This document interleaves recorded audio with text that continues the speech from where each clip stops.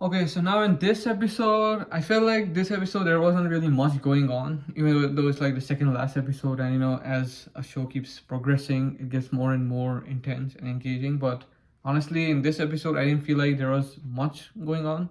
A couple of new details present in this episode, but I think there are like three significant scenes in this episode, which I'll be talking about. The first scene being Kate and the conversation between Kate and Yelena. Yelena being in Kate's apartment right before she could even enter her apartment, and they had this conversation about like Clint Barton's true identity. It's almost seemed like Yelena was trying to like brainwash Kate a bit. She was trying to like make her question her image or question the image she had for had of Clint Barton, and that her I mean like or she I mean Kate, the image Kate had for of Clint Barton. She tried to like sort of make her go against him, but that's not really what really happens in the latter episodes, but or in the later episodes I mean.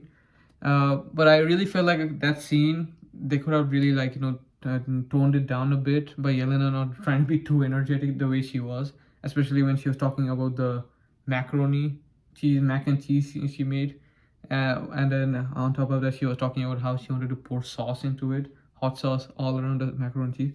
I mean, I really didn't feel like that was so necessary, but I mean, it was all right. I mean, if you really wanted to put sauce, you didn't have to make a big deal about it. Just put it in. No, no one really cares. But then that was just me, okay.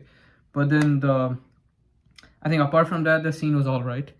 It was quite important in the sense that it kind of like shifts the perception Kate had for Clint Barton a little bit. So that way, I felt like it was significant.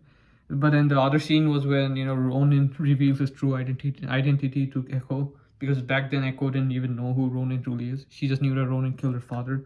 But then first of all, Ronan tells Echo that someone had actually tipped him to kill her father. And then I think it was probably the one of the members of the Tracksuit Mafia who actually tipped him. I'm just trying to remember his name. I think it started with Z or something. I don't remember his name. Just try to let me know what his name actually was. But we also get to see Ronan finally revealing his identity to Echo, and Ronan was none other than Clint Barton, and Echo is now really against Clint Barton for killing him, but then for killing her father. But then at the same time she knows that someone actually tipped him to kill her father. So now she's probably after the person who actually tipped Ronan to kill her father. So I felt like that way that scene was also quite significant.